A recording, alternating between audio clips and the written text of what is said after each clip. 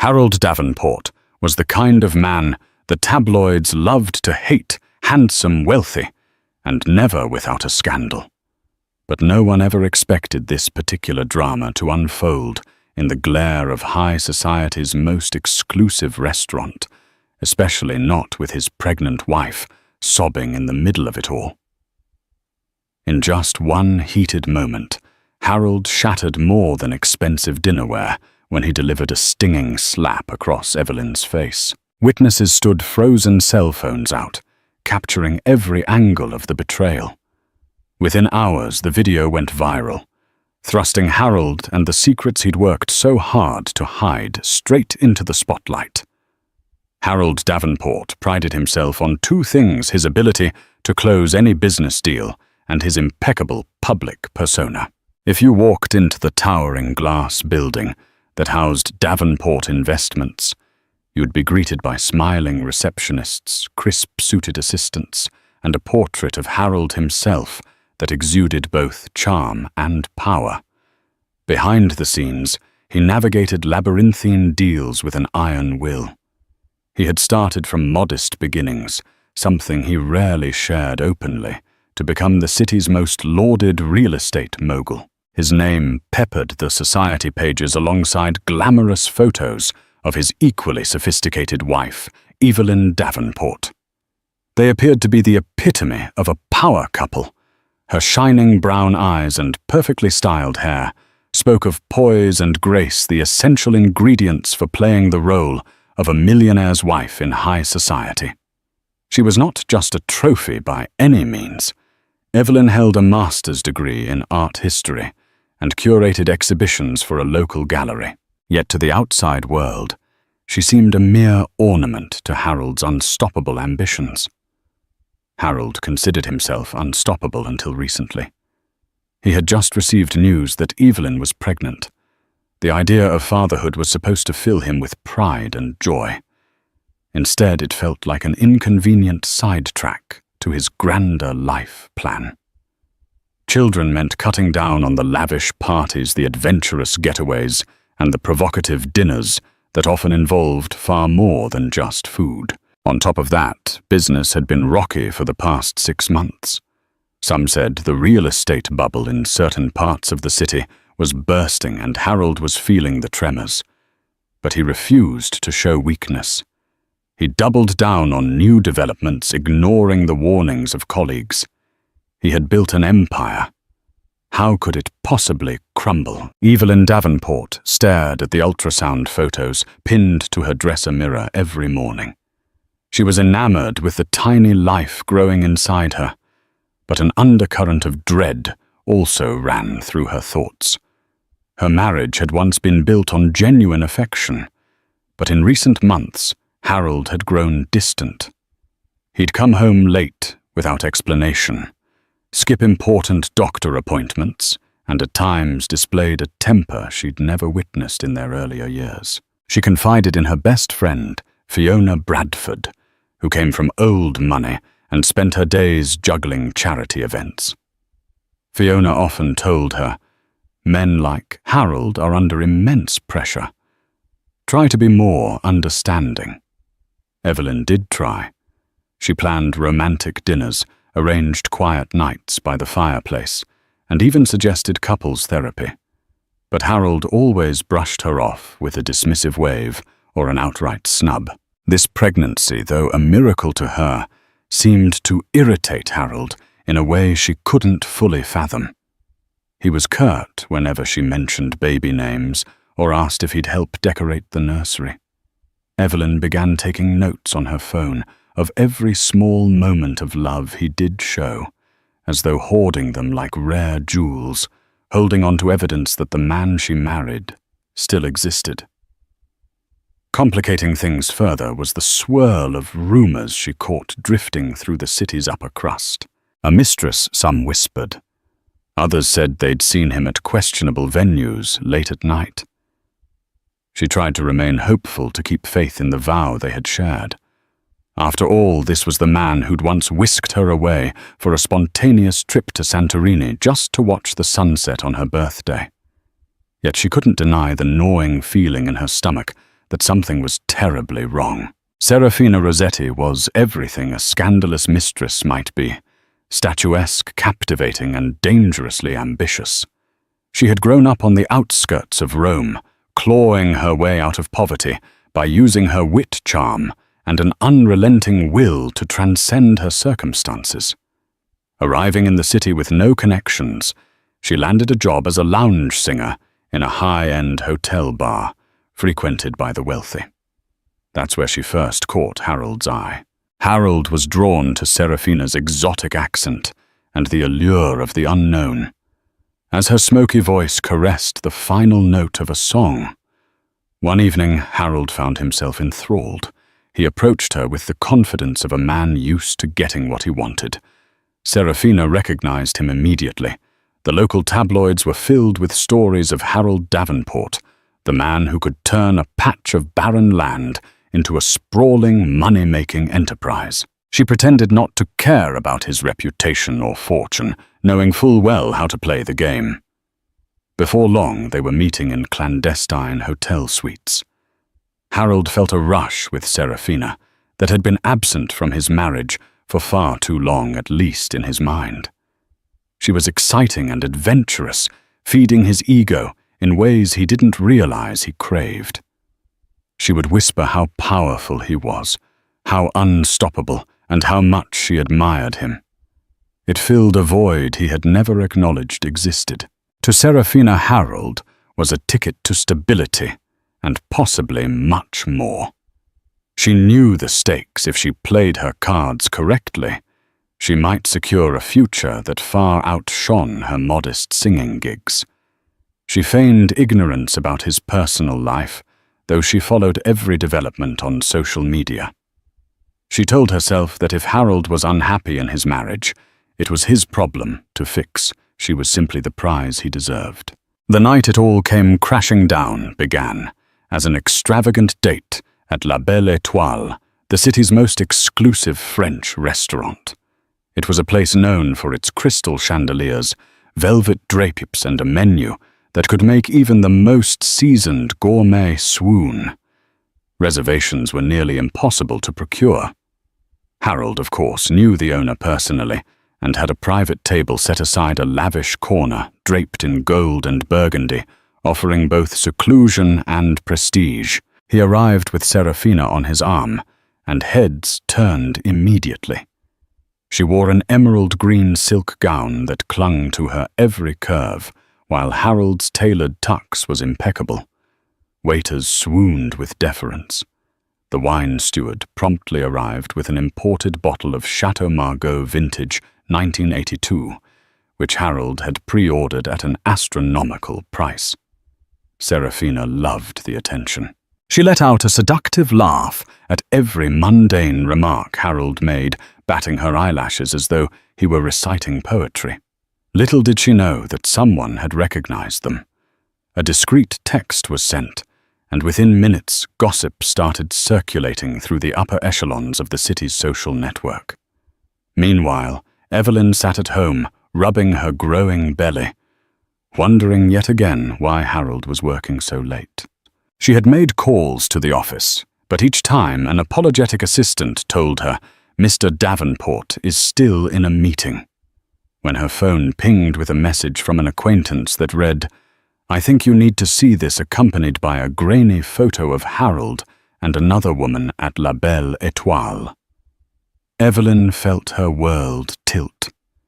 Fueled by adrenaline heartbreak and a sense of determination she didn't know she possessed, Evelyn decided she had to see for herself. She hailed a car, ignoring her better judgment and every instinct telling her to stay home. She headed straight for the restaurant, tears threatening to spill from her eyes as she clutched her phone to her chest. When Evelyn arrived at La Belle Étoile, her heart pounded so loudly she could barely hear the maitre d' asking for her reservation. She spotted Harold almost immediately across the dimly lit room. He was laughing, his face turned toward Serafina. For a moment, Evelyn couldn't breathe. It felt surreal, like a nightmare that stubbornly refused to end. She managed to slip past the staff, fueled by raw emotion. She stood trembling at the edge of the table. Her presence was so unexpected that Harold didn't notice her at first. Serafina, however, lifted her eyes and froze. The expression on her face transitioned from smug delight to startled anxiety in a split second. Harold finally caught on. His laughter died, and a hush fell over their little corner of the restaurant. By now, curious diners at nearby tables were craning their necks to see the source of the disruption. Evelyn Harold said, his voice taut, "What are you doing here?" She couldn't quite form coherent words. Her throat felt like sandpaper as she uttered, "So this is how you spend your late nights." Before Harold could respond, Serafina tried to stand, but Evelyn's fierce gaze made her retreat into her seat. Evelyn didn't notice the staff edging closer to intervene or the scattered camera phones that rose from various tables. She only had eyes for Harold, whose face was now marked by anger more than guilt. Seeing the confrontation escalate, the maitre d' approached gently. "Madame, if there's an issue, stay out of this." Harold barked, eyes locked on Evelyn. Tension twisted in the air as onlookers waited, half in dread, half in voyeuristic fascination. Evelyn's hands shook, not with fear, but with a mix of betrayal and heartbreak she could no longer contain. No one could have predicted how swiftly the situation would spiral. Evelyn, tears brimming, whispered, "How could you do this?" "You know I'm pregnant, Harold. I'm carrying your child." Her voice cracked on the last word. Harold looked around painfully, aware that all eyes were on him. The empire he had carefully built on a foundation of public relations and polished appearances now stood on the brink of collapse. In his mind, Evelyn was violating the unspoken rule that all dirty laundry must remain hidden. She had broken the illusion he had painstakingly maintained, and for that, a flicker of rage ignited in him. It was a single impulsive motion. Harold raised his arm and delivered a stinging slap across Evelyn's cheek. The crack of his hand against her skin echoed in the hushed restaurant, shocking everyone into stillness. Evelyn stumbled back, her hand flying to her burning cheek, eyes wide in disbelief and pain. Serafina gasped, and several diners let out shocked cries. One or two even scrambled to stop him, but it was too late. The deed was done. As Evelyn steadied herself, the horrifying reality sank in. She was pregnant, vulnerable, and had just been struck by the man she once believed would protect her from all harm. Then the chaotic aftermath began. Concerned patrons rushed forward, some filming on their phones. A couple of women attempted to console Evelyn, while others shouted at Harold, calling him out for his abuse. Restaurant security threatened to call the police, but Harold, with his connections, somehow dodged immediate trouble. He stood rooted, as if he couldn't quite comprehend what he'd done. Serafina was pulling at his arm, begging him to leave before the authorities arrived. Evelyn, tears streaming down her face, could hardly breathe. Her cheek throbbed, and her entire world felt as if it had collapsed in a single slap. The viral storm began even before the night was over. Multiple videos from different angles found their way onto social media platforms: Twitter, TikTok, Instagram.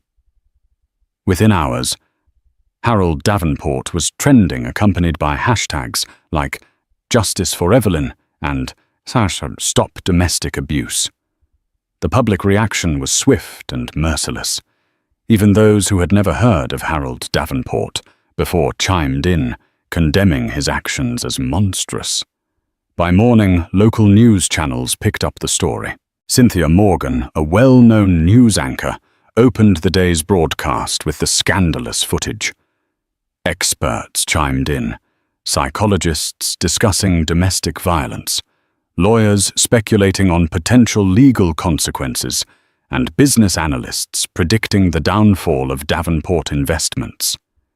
If there was any doubt that Harold's reputation would weather this storm, it was erased by the sheer volume of denunciation flooding every media outlet. Evelyn, meanwhile, had spent a sleepless night at her friend Fiona's house. She found no peace there, either her phone vibrating constantly with messages of sympathy, outrage, and offers for legal counsel. Paparazzi were already camping out near the gates, hoping to catch a glimpse of her. It was surreal watching her private pain turned into a public spectacle. Harold woke up to a house that felt empty despite its opulence. News vans crowded the street outside his mansion. Every attempt he made to contact Evelyn was met with silence. Even Serafina tried to call him several times, leaving frantic voicemails, but he ignored them. Harold's PR team scrambled to manage the crisis, urging him to issue a statement apologizing for his actions and expressing contrition. But Harold was too proud and perhaps too shocked to act rationally. He believed he could ride out the storm, just as he had navigated countless controversies before. Late that same day, Harold received the dreaded official notice he was summoned to appear in court the very next morning. It was no longer a matter of social media backlash or public perception. Now he faced real legal consequences. The charge was assault on his pregnant wife, no less. The severity of such an act was enough for the district attorney's office to take immediate action. Bernard Stein, a high-profile defense attorney on Harold's payroll, rushed over to the Davenport mansion as soon as he heard the news. Stein had seen his fair share of celebrity and high society cases, but even he seemed rattled. In the gleaming marble foyer, he told Harold in no uncertain terms, "The footage is everywhere. We can try damage control, but you must appear remorseful and cooperative in court. This isn't a tabloid rumor we can simply squash." Harold seethed at this notion of having to grovel.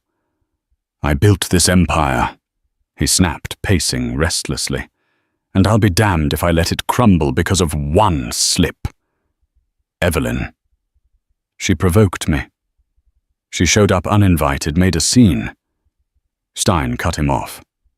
"Do you hear yourself? That is not a defense. You slapped her. And she's pregnant.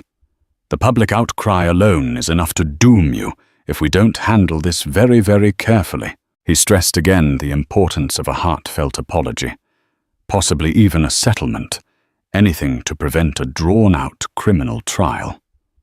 Reluctantly, Harold agreed to follow Stein's guidance, but he refused to see Evelyn or even attempt a direct apology. Pride and anger still clouded his judgment, overshadowing any rational thought. His mind whirled with blame and resentment for Evelyn, for the diners who had filmed him, even for Serafina, whose presence had set the stage for the entire spectacle. While Harold prepared his defensive strategy, Evelyn faced a far more tumultuous emotional storm. She was holed up in Fiona's guest room, drifting between tearful breakdowns and bouts of numbness. Her cheek still bore a faint bruise, and every time she glimpsed her reflection, she felt a jolt of anguish mixed with disbelief. When she placed a hand over her belly, she worried not just for her own future, but for the innocent child growing inside her. Through the door, Fiona tried to coax her with tea-soft music or heartfelt reassurances. Evelyn appreciated the support, but she felt trapped in a nightmare she never asked for. A flurry of phone calls from advocacy groups, lawyers, and journalists only added to the confusion. While some demanded she press charges and make a public statement, others urged her to remember that Harold was a powerful man with the means to retaliate. Even her own parents, who lived in another state, left voicemails begging her to come home away from the media frenzy. Eventually, Evelyn allowed Fiona to connect her with a legal advocate named Janet Morales, who specialized in domestic violence cases. Janet arrived at Fiona's house, a calm, steady presence in the midst of chaos. She explained the legal options available to Evelyn, from restraining orders to possible civil suits. Evelyn listened quietly, feeling the weight of the decisions she needed to make. Her mind wandered to the early days of her relationship with Harold, their honeymoon in Bali, the nights they spent dreaming about their future, the moment they decided to try for a child. Each memory felt like a shard of broken glass, once whole and dazzling, now painful and scattered. Still, a determination flickered in her eyes. She wasn't just a victim. She was a mother, and she needed to protect herself and her unborn child, even if it meant taking the man she once loved to court. The next morning, the courthouse was abuzz with reporters, photographers, and curious onlookers. Police barricades lined the steps leading to the main entrance, where a swarm of media personnel jockeyed for the best vantage point. When Harold arrived in his sleek black sedan, he was greeted with an onslaught of camera flashes and shouted questions. Dressed in a tailored grey suit and dark sunglasses, he wore a stoic mask that revealed no hint of emotion. Inside the courtroom was surprisingly small and modest for such a high-profile case, the wooden pews filled with press and spectators. Evelyn and her lawyer Janet were seated at the prosecution's table. She looked pale and fragile, her eyes downcast, but there was a certain resolve in her posture. Harold glanced at her only briefly as he took his seat beside Bernard Stein. Judge Mary Kingsley presided, an astute woman known for her intolerance of theatrics. She addressed Harold's legal counsel, who motioned for a plea of not guilty. The charges read aloud included felony assault and battery on a pregnant spouse. The words echoed ominously through the hushed room. Prosecutor James Underwood wasted no time presenting the video evidence that had already become infamous. The room fell silent as the footage played. There on the screen was Harold's hand connecting sharply with Evelyn's cheek, her face contorted in pain, the restaurant crowd gasping in the background. Harold swallowed hard, but his expression remained guarded. His attorney argued that it was an isolated incident, fueled by extreme emotional stress, an out-of-character moment for a man who had led a charitable, community-minded life.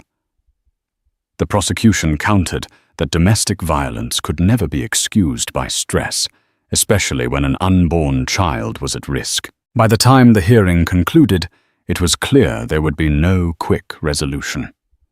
Trial was set for several weeks later, and the tension in the courtroom felt like a coiled spring about to snap. In the days following the court hearing, Serafina Rossetti found herself in an awkward position. She had assumed that Harold needing her emotional support would whisk her away from the scandal and set her up in some plush hideaway. Instead, she found her calls unanswered or curtly dismissed. The few times Harold did speak to her, he was terse and irritable, as though she were now a complication rather than a thrilling escape. Serafina had her own problems too.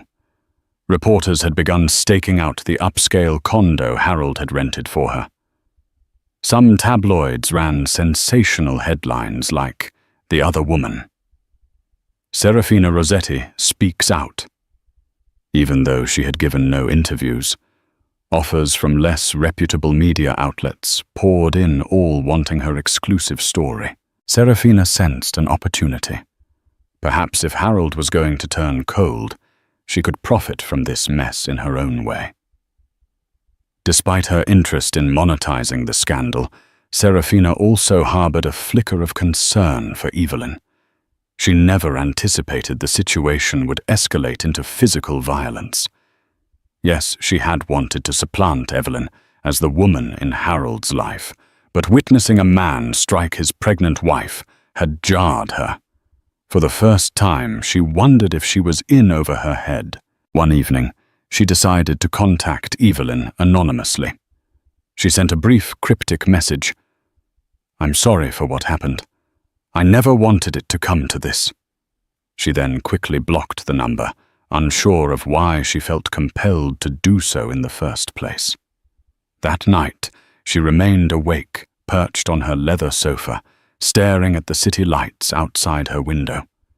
She had spent a lifetime fighting for a better existence, convinced that the ends justified the means. But as she peered into her own future, she suddenly realized she might be standing on a precarious tightrope, one misstep away from losing everything. Harold Davenport's PR team had never faced a crisis of this magnitude. Usually they managed to paint him as a charitable businessman, someone who hosted lavish galas for hospitals, sponsored educational programs, and revitalized run-down neighborhoods. But the video of him striking Evelyn was impossible to spin.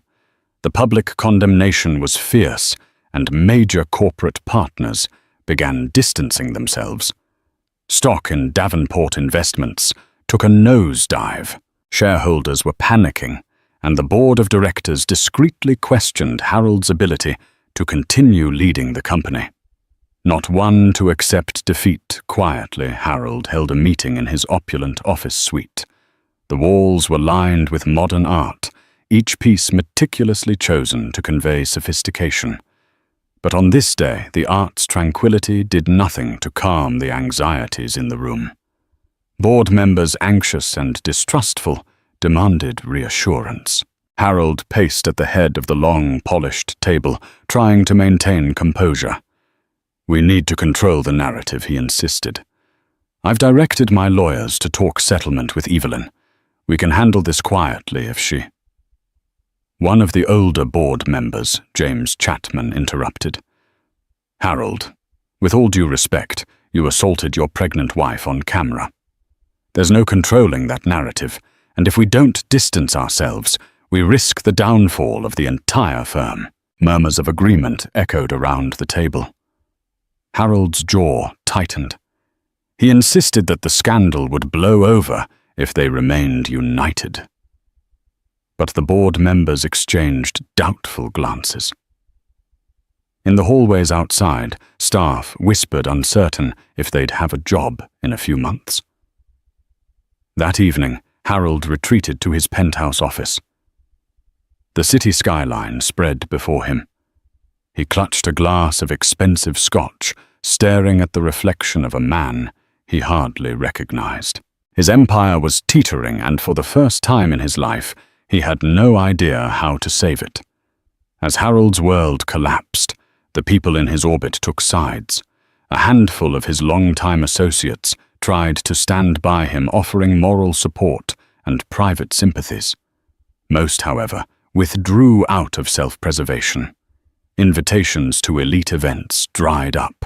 Charity galas quietly removed his name from the guest lists, and those who once clamored for a seat at his table now avoided him. Evelyn, too, witnessed a shift in her social circle. Friends who had previously envied her lifestyle now reached out with genuine compassion, offering everything from free daycare advice to assistance in navigating the legal system. Fiona remained steadfast, becoming Evelyn's de facto bodyguard against paparazzi and meddling reporters. Meanwhile, the press had a field day, highlighting every single detail of Harold and Evelyn's life. Newspapers dug into Harold's financial dealings, revealing questionable partnerships and uncompleted real estate ventures. Speculative pieces claimed Davenport Investments was on the brink of bankruptcy. Journalists camped outside Fiona's suburban estate, snapping photos through telephoto lenses whenever Evelyn ventured outdoors for a doctor's appointment or a walk. Harold was enraged by the intrusion, even though he had no moral ground to stand on. In a rare moment of vulnerability, he asked Bernard Stein, "Is there any chance Evelyn will drop the charges?" Stein's expression was grim. "She's pressing forward, and the DA's office has ample evidence. If it goes to trial, you could face jail time, especially considering the severity of hitting a pregnant woman. Faced with the real possibility of incarceration, Harold felt the first tremors of fear. He was used to controlling everything. His company, his reputation, his personal relationships. But now the grip he had on his world was slipping, and all he could do was watch it fall. Evelyn spent her days juggling medical checkups with legal consultations. The unborn child remained her top priority, and each ultrasound brought both hope and anxiety. Would the baby sense the stress roiling through her? She tried to soothe her mind with prenatal yoga recommended by her therapist. The sessions offered brief respite, but the looming trial kept her nerves on edge. Her therapist, Dr. Anita Green, encouraged her to confront not just the slap, but all the emotional abuse and neglect she'd experienced in the marriage.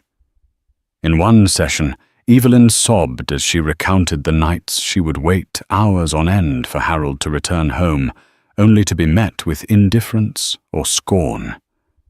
She realized that the violent act at La Belle Étoile was just the tip of a dangerous iceberg, and recognizing this made her simultaneously furious and fearful. Meanwhile, Harold's lawyers tried multiple strategies, proposing a private reconciliation, dangling a generous financial settlement, and even floating the idea of joint public statements about marital discord. Each offer was swiftly rejected.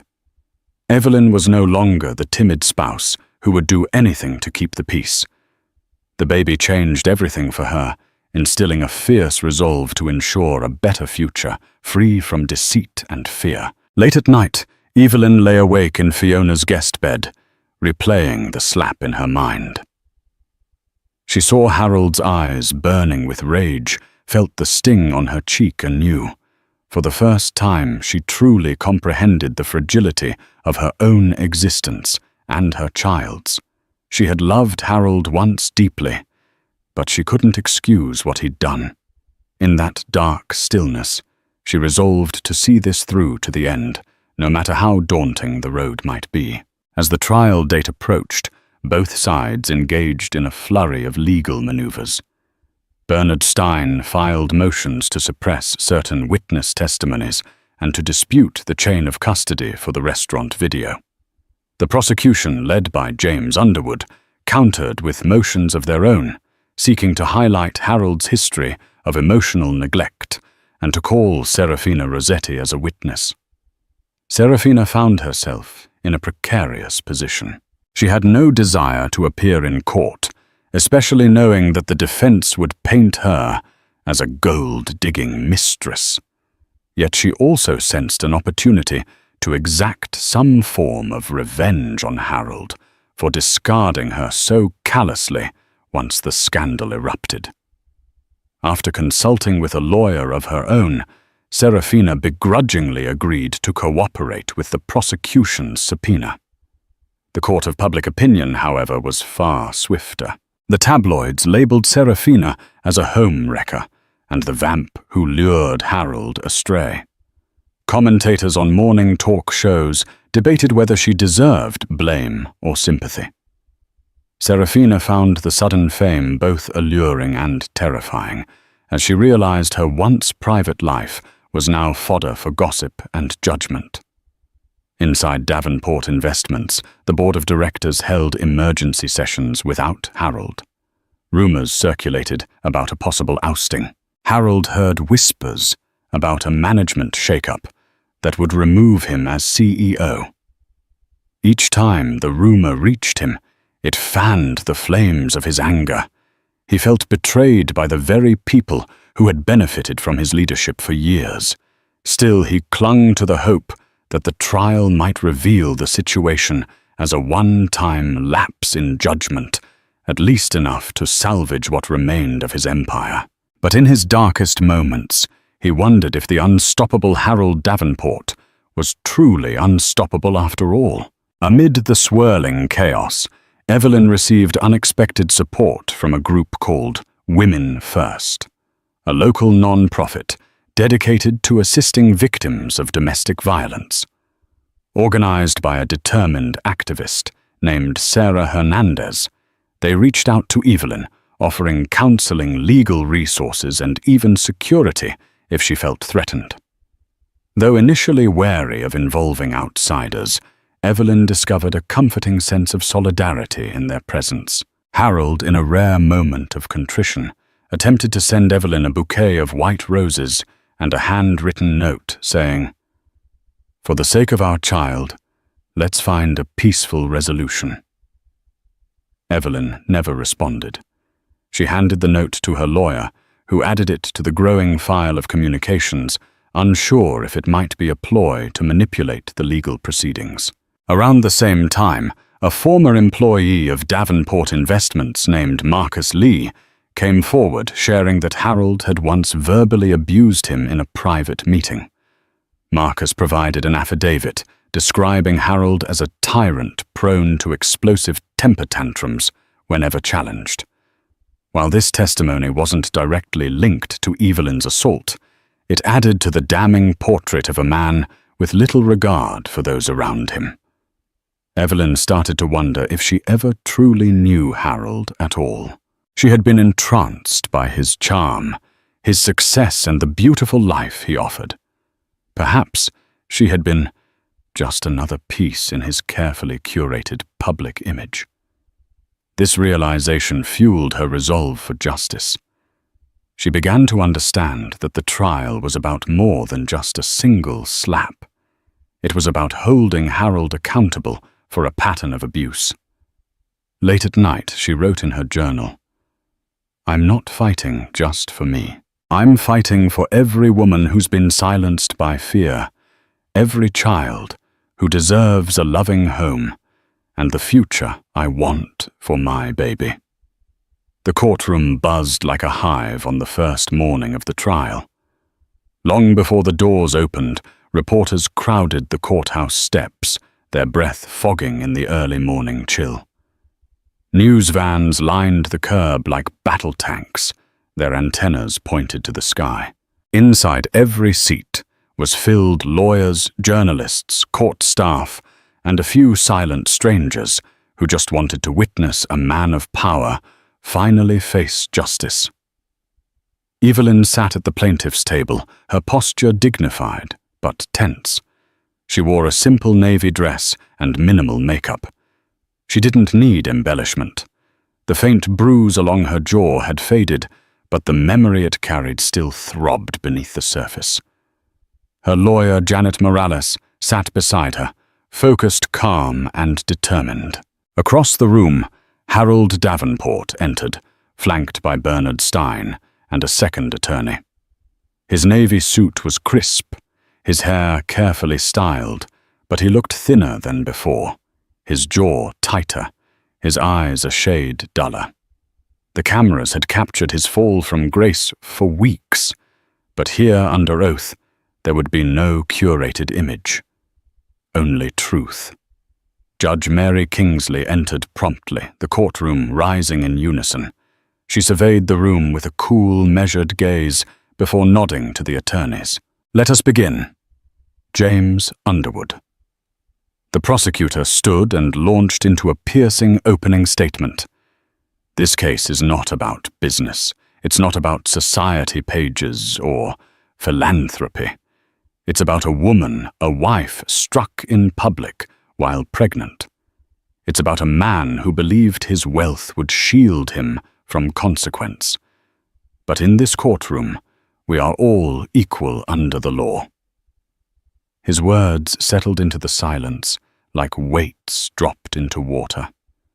When Stein took his turn, his tone was somber. "Davenport is not a monster. He's a man under immense pressure who made a terrible mistake. We will show that this was an isolated incident, not a pattern. A moment of emotional failure, not cruelty." The real moment began when Evelyn was called to the stand. She walked slowly, every step echoing in the wood-paneled chamber. She placed her hand on the Bible, swore the oath, and sat down, clutching a tissue in her lap. Underwood guided her through the beginning. her marriage, the pregnancy, and the night of the incident. I walked into the restaurant, Evelyn said, her voice low but steady, and saw my husband laughing with another woman. I was humiliated. But more than that, I was scared.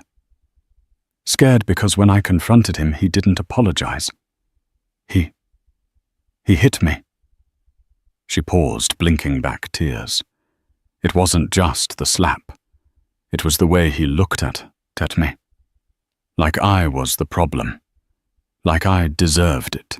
The jury sat motionless. Some jurors looked at her with open empathy. Others scribbled quietly. During cross-examination, Stein treaded carefully. Mrs. Davenport, would you say your marriage had challenges before this night? Evelyn nodded. All marriages do. But challenges don't excuse violence. Stein pressed further, attempting to imply her presence at the restaurant was confrontational. You showed up uninvited, emotional upset. Is it possible things escalated too quickly? Evelyn's eyes narrowed slightly. He didn't even hesitate. That was not escalation. That was a choice. Silence followed. Even Stein backed off, realizing he was dangerously close to pushing the jury the wrong way. As court adjourned for the day, Fiona met Evelyn in the hallway and wrapped her arms around her. You did it, she whispered. You told the truth. Reporters leaned over the barricades, microphones extended, but Evelyn kept her eyes on the door ahead. She hadn't walked out with justice yet, but she had walked in with courage. And that was the first step in reclaiming her story. The second day of trial began under a grey, unsettled sky. Inside the courthouse, a palpable sense of anticipation gripped every corner. Reporters lined the marble steps outside, speculating on what might come next. Everyone was talking about the witness expected to take the stand, Serafina Rossetti. She arrived at the courthouse in a dark sedan with tinted windows. Gone were the plunging necklines and camera-ready smiles. Today, Serafina wore a sleek black dress with long sleeves and her hair pulled back into a tight bun. The look was deliberate, composed, restrained, almost somber. The court bailiff led her through the back entrance, but not before a few quick shutter clicks from alert photographers caught her profile. Inside the courtroom, the atmosphere was electric. As Serafina walked down the aisle to the witness stand, Evelyn kept her gaze straight ahead, jaw tight. Fiona, seated beside her, offered a comforting squeeze of the hand. Across the room, Harold shifted in his seat, eyes unreadable. Prosecutor James Underwood began slowly. Ms. Rossetti, thank you for being here. Could you tell the court how you first met Mr. Davenport? Serafina's voice was low but clear. We met at the Grand Regent Hotel lounge. I was singing at the piano bar. He approached me after my set. And when did the relationship become romantic? Serafina hesitated. A few weeks later, he said he was unhappy in his marriage. I believed him. The gallery murmured. Underwood pressed gently. Can you describe Harold's demeanor during your time together? He was intense, controlling in subtle ways, but also charming. He made grand gestures, lavish dinners, gifts, but when things didn't go his way, his temper flared. She glanced briefly at Harold, especially the night at La Belle Étoile. Underwood nodded. Can you describe what you witnessed that night? Serafina inhaled. He was already tense before Evelyn arrived. He called her names, said she was always nagging him about the baby. When she showed up, he panicked. But what shocked me most was how quickly the slap came. 1 second, he was glaring. The next, he struck her. There was no hesitation. Gasps echoed through the room. Harold's eyes darkened, his jaw tight. Bernard Stein stood for cross-examination, Ms. Rossetti, he began coolly. How long have you known the prosecution intended to call you as a witness? A few weeks, she replied. During that time, did you speak to any media outlets? No. Did you consider selling your story? No, she said, a slight edge to her voice. But you must be aware that your name is now trending online. The mistress who helped take down Harold Davenport. That has value, does it not? Serafina didn't flinch. I didn't come here for value. I came to tell the truth. Isn't it true you continued seeing Mr. Davenport, even after knowing he was married? Yes, she said, her tone sharp now. But I never expected to witness violence. That changed everything. Stein backed off, sensing the jury was leaning toward her. She had delivered more than testimony. She had added depth to the prosecution's portrait of Harold as a man who didn't just lose his temper, but simmered with rage beneath the surface. Next came Marcus Lee, the former Davenport Investments employee. A young man in his early 30s, Marcus spoke with nervous energy. He recounted an incident where Harold screamed at him in a closed-door meeting and threatened to end his career over a missed contract clause. It was just paperwork, Marcus said, but he exploded. I walked out that day and never looked back. Though not directly tied to the incident with Evelyn Marcus's account, bolstered the image of a man who used intimidation as a tool. By the end of day 2, the prosecution had laid out a pattern, not one of a single mistake, but of a man whose power insulated him from consequences until now. As the judge adjourned for the day, Evelyn caught Serafina's eye just briefly. For a fleeting second, there was no animosity between them, just the silent acknowledgement of a shared wound. By the 3rd day of trial, tension gripped the courtroom like a coiled spring. The prosecution had delivered a series of powerful testimonies, from Evelyn's haunting account to Serafina's damning implications, and now the defense was left with a singular risky strategy: put Harold on the stand. Bernard Stein wasn't fully confident in the decision, but Harold had insisted. He believed his voice could sway the jury, that his carefully practiced charm and narrative of stress and misjudgment might tilt the scales in his favor. After all, he had talked his way out of worse, or so he thought. The courtroom hushed as Harold rose, straightening his blazer and taking measured steps toward the witness box. The judge nodded. You may proceed. He took a breath and began. I grew up with nothing, Harold said, eyes flicking to the jury. A 1-bedroom apartment, a single mother who worked 2 jobs. I built everything I have through hard work and sacrifice. I've created homes for thousands, jobs for hundreds. I've supported charities, sponsored programs. My life has been about more than just profit. His voice was steady, each word calculated. But with success comes pressure. The past year has been overwhelming. Cracks in the company boardroom, betrayals, business partners fleeing.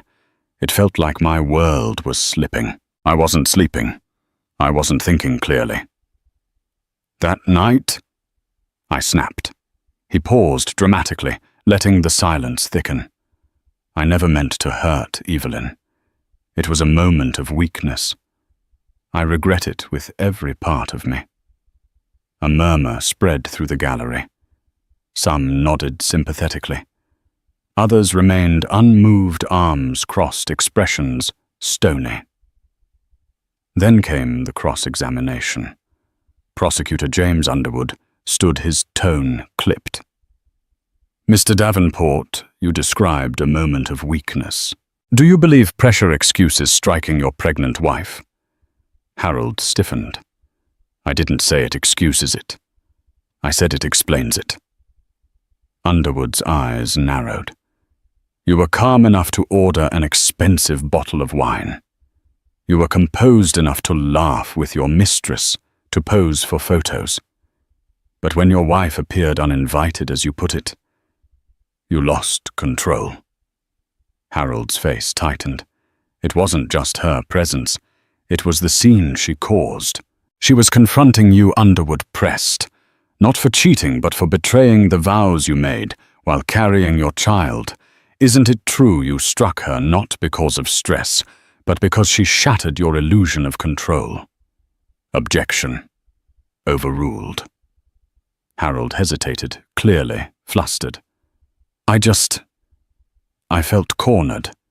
Underwood stepped forward, voice firm. Do you understand the risk you posed that night? Not just to Evelyn, but to your unborn child.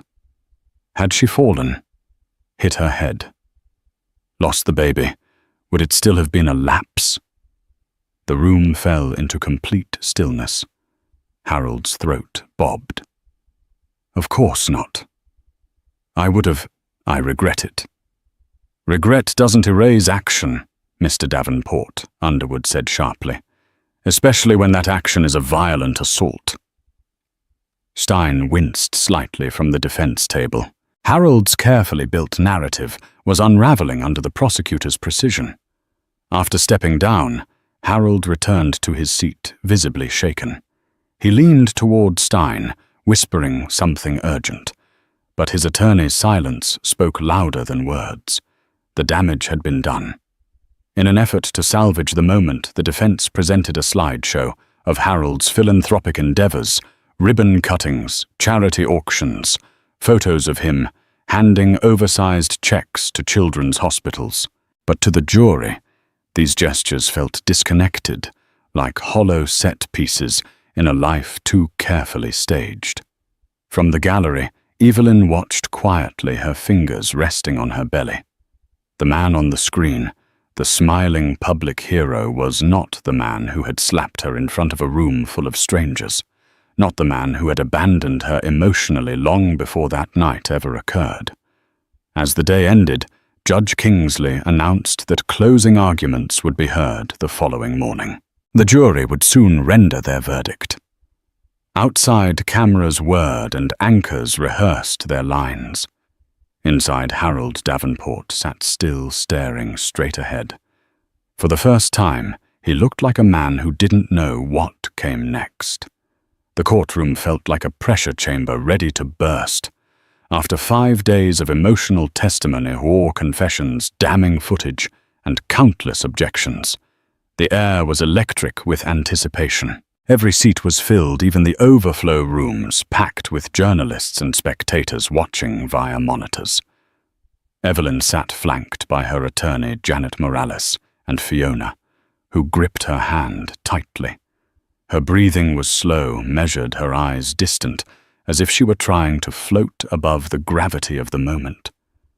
At the defense table, Harold sat unusually still. Gone was the arrogant tilt of his chin, the impervious glint in his eyes. His hands were folded tightly in his lap, fingers interlocked, knuckles pale. Bernard Stein leaned in and whispered something, but Harold gave no indication he'd heard. His gaze was locked forward, staring into a future he could no longer control. The jury filed in each face, solemn, many avoiding Harold's eyes. The foreperson, a woman in her 40s, with firm posture and a trembling sheet of paper in hand, stood at the judge's cue. In the case of the state versus Harold Davenport, she began, her voice slightly cracking under the weight of the moment. On the charge of felony assault on a pregnant spouse, we find the defendant guilty. A collective gasp rippled through the courtroom, followed by stunned silence. Harold's body jolted, his shoulders dropping, as if the word had pierced something vital inside him. Stein placed a firm hand on his arm, a silent, grounding gesture. The weight of the verdict hung thick in the air. Judge Kingsley's gavel struck once, commanding attention. Sentencing will be scheduled in a separate hearing. Court is adjourned. As the room stirred back to life, murmurs, whispers, and camera clicks erupted like distant thunder. But Evelyn heard none of it. Her eyes welled with tears, a silent flood of emotion, too complex for words' relief, vindication, heartbreak, and grief all mingling at once. She pressed her hand to her belly, whispering a silent vow of safety and strength to the child within. Harold remained seated for a moment longer, staring blankly ahead. Then, as deputies approached to escort him out for legal processing, he finally turned. His eyes met Evelyn's across the room. They held each other's gaze for a beat, hers steady, unwavering, his clouded with disbelief, perhaps even sorrow.